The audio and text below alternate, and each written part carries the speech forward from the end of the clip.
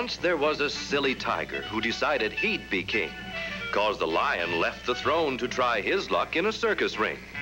And as the lion headed for town, the tiger boldly claimed his crown.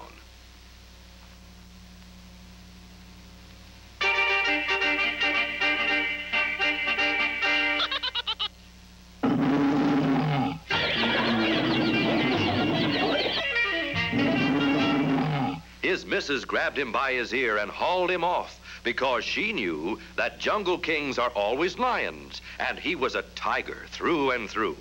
But no matter what she'd say, he was bound to have his way.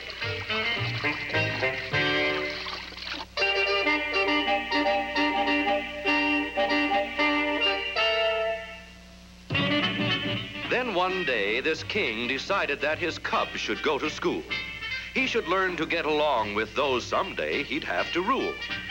But tiger cubs get out of hand, and things didn't go as they were planned.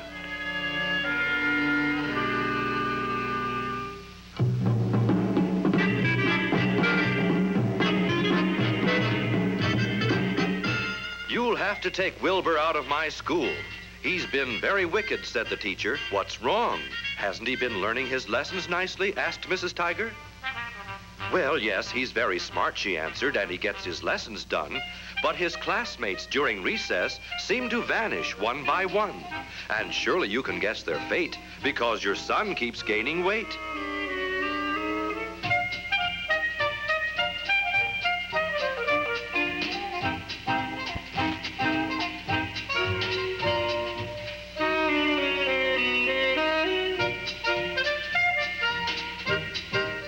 "Really, this can't go on," said the teacher. "The other parents are beginning to complain, and I don't know what to tell them." "Did you gobble up your classmates?" cried his mother. "Is this true?" "Well, I guess I did," said Wilbur, "but not too many, just a few." "You naughty boy," his mother said. "For that you'll have to go to bed." The Tiger King was all upset. He growled and grumbled day and night, until his wife reminded him that tiger cubs by nature bite. And then, to make it very clear, she bit her silly husband's ear. But he wouldn't give up. He had his wife hire an eagle and a monkey to change his son's nature. An eagle because he was king of the birds and knew kingly manners, and a monkey because he was most like a man, and men were supposed to be smarter than animals. And bright and early every Monday, Wilbur climbed the monkey's tree, and on Wednesdays, up a mountain to the eagle's nest went he.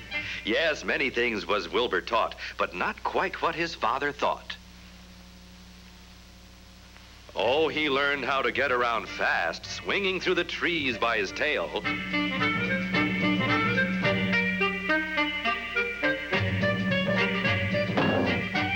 And how to jump off a limb and swoop down and make a graceful landing, but he was still a tiger.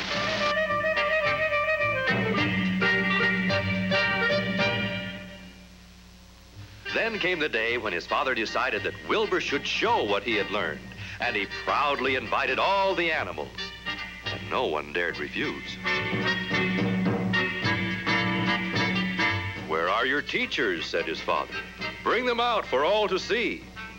"Now, how can I do that," thought Wilbur, "when they're both inside of me?" Although he knew he'd not done right, 'twas just his tiger appetite. Then, since it was lunchtime, he made a spring toward the nearest spectator. Then he went after another, and all the animals thought it was about time to leave.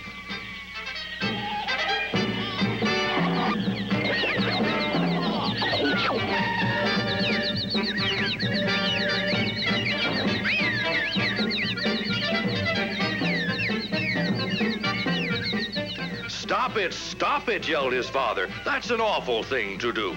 They are all my loving subjects. What am I to do with you?" And then he pleaded with his mate. "How can I break him of this trait?" It was a hopeless situation, all the animals did agree. So they sent an urgent wire to the lion across the sea. And in it they explained their case and told him what was taking place.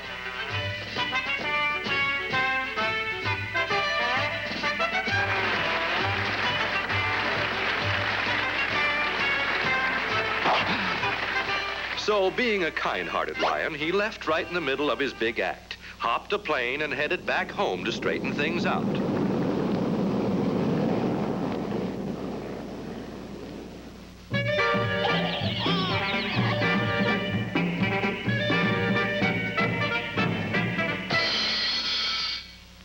And once more, the real king of beasts took over his throne.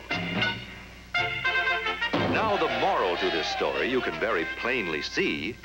Be satisfied with what you are, 'cause that's what you were meant to be. A tiger's always true to type, and never can he change his stripes.